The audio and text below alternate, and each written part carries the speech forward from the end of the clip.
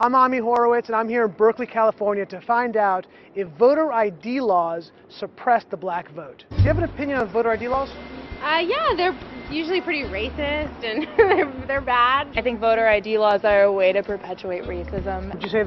Would you go as far as say those laws are racist? For sure. Because they're less likely to have state IDs. These type of people don't live in areas with easy access to DMVs or other places where they can get identification. Online. Well, I feel like they don't have the knowledge of how it works. Now I'm here in East Harlem to ask black people their thoughts on what you just heard. Would you have a problem if when you go to vote, if they say, "Could we please just see your ID to make sure you are who you say you are"? Do you have an issue with that? No. Would you have an issue if there was a rule saying you got to show your ID before you vote? Nah. You cool with that? Yeah. Do you have ID normally? Do you carry ID out? Yes, I have state ID. Do you carry ID? Yes, I do. Do you know any black person who doesn't carry ID? No. Everyone that I know has ID. Why would they think they don't have ID? That's a lie. Why would you say that? Do you have ID? Yes. I have my ID and my friends have their ID, so we know what we need to carry around. Everybody that I know have ID. Like, that's one of the things you need to walk around with New York with, ID. Do you know any black adult who does not have ID? No, I don't.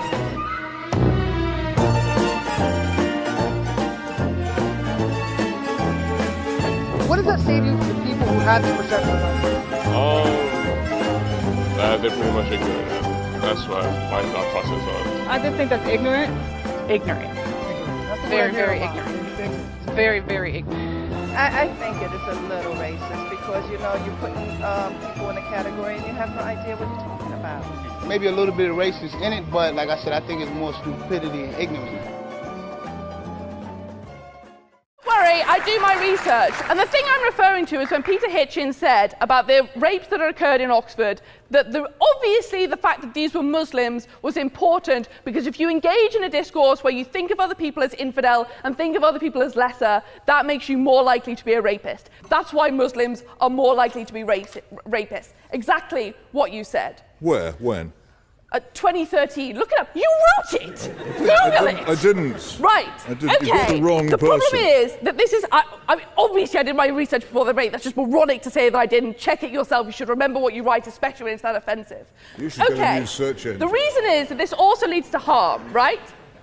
The reason why this discourse is so instrumental in perpetuating violence is obvious. Because apartheid doesn't make any sense if people aren't engaged in a discourse of racism. It would collapse under its own ridiculousness. It has to be buttressed by that discourse. Homophobic attacks make no sense without a discourse that legitimizes homophobia, without playing into that discourse and being part of that conversation.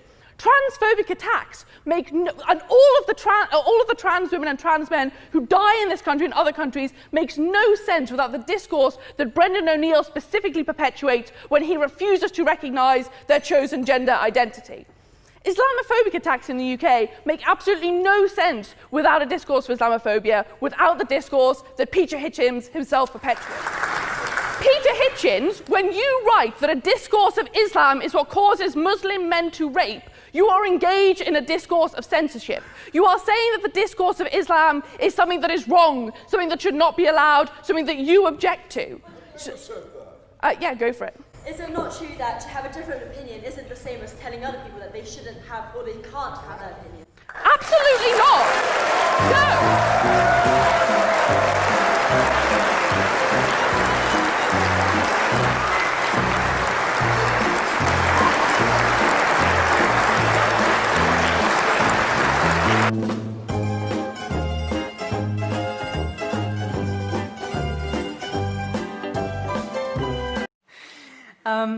In this tyrannical patriarchy, of course, who's at the top? Men. Some men. White men. Well, that's White, another rich, thing. It's Anglo-Saxon men. Well, first of all, it depends on which element of the hierarchy you look at. And second of all, it's not men, okay? It's a tiny percentage of men, and that's not the same as men. Because most men aren't at the top. In fact, if you look at people who are truly at the bottom, most of them are men. So it's a small proportion of men. And then it's a very arbitrary slice. It's like, okay, so you're saying, well, what are we saying exactly? There's a disproportionate number of white Anglo-Saxon men who are billionaires. Could easily be. What does that have to do with men exactly? Why is that a male thing? It's not like all these men are like that. They're not like that. It's a tiny proportion of people who are like that, and they do happen to mostly be men. But that doesn't indicate some fundamental inadequacy in the entire social structure. I mean, 99% of bricklayers are men. Mm-hmm. Is that a problem? Well, nobody ever points it out. Like, all you have to do is go on the U.S. Department of Labor website and you can look at occupation ranked by gender.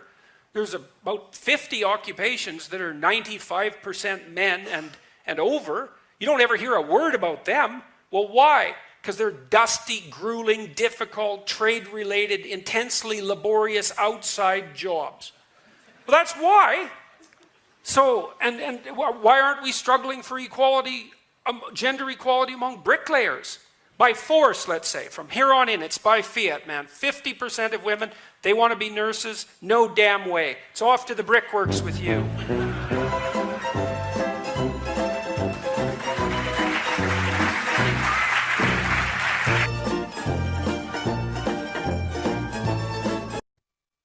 You ever punch Johnny Depp with a closed fist in the history of your relationship with Johnny? Answer it however you feel you wish to. Thank you. One time, Johnny was hitting me, and he was hitting me hard and repeatedly, and I was screaming. Security walks in, and they don't do anything about it. And he makes this motion when Jerry Judge yells boss, or Sean, I can't remember who it was. And all we had was a little bit of separation, and my sister runs down the stairs. We're on a landing in between two flights of stairs. Ms. Hurd, I must interrupt you because I've asked you a yes or no question. Withdraw your question then, because she's answering. Ms. Hurd, prior to today's date, have you ever hit Johnny Depp? I don't know what I did. And I watched you lie, and then I didn't punch you. And by then the way, I'm sorry that I didn't hit you across the face in a proper slap, but I was hitting you. It was not punching you, babe. You're not punched. Don't tell me what it feels like to be punched. You know, even a lot of fights been around a long time. I know. Yeah. No, when you have a closed fist. You didn't get punched. You got hit. I'm sorry I hit you like this, but I did not punch you. I did not deck you. I was hitting you. I don't know what the motion of my actual hand was, but you're fine. I did not hurt you. I did not punch you. I was hitting you. How are your toes? What am I supposed to do? Do this? How are your toes? I'm not sitting here bitching about it, am I? You are. Oh, that's the difference between me and you. You're a baby. Because you start physical fights? Such a baby. Because you start physical fights? I did start a physical fight. Yeah, you did.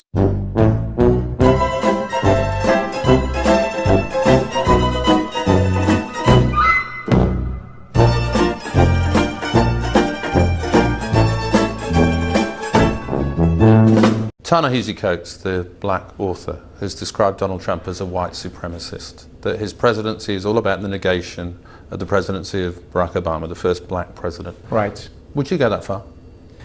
Well, I would say this. I don't know if Donald Trump is a white supremacist. I do know that he prefers white people over black people.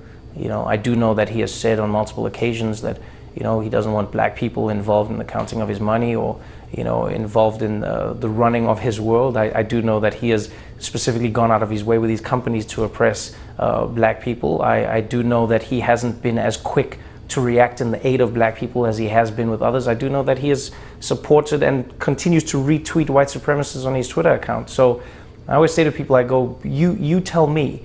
It's weird because America is the kind of place where someone can get more offended at you calling them a racist than at the fact that they are a racist. And that's become like a new thing that I've stumbled across. People, how dare you call me a racist? And I go, well, how dare you be racist? all women of every race can be beautiful. Yeah. And I know some of you are sitting there now going, oh, Trevor, yeah, but I've never seen a beautiful Aborigine. Yeah, but you know what you say? You say yet. That's what you say. Yet. Because you haven't seen all of them, right? And plus, it's not always about looks. Yeah. Maybe Aborigine women do special things. Yes. Maybe they'll just like jump on top of you and just be like, whoa, whoa, whoa.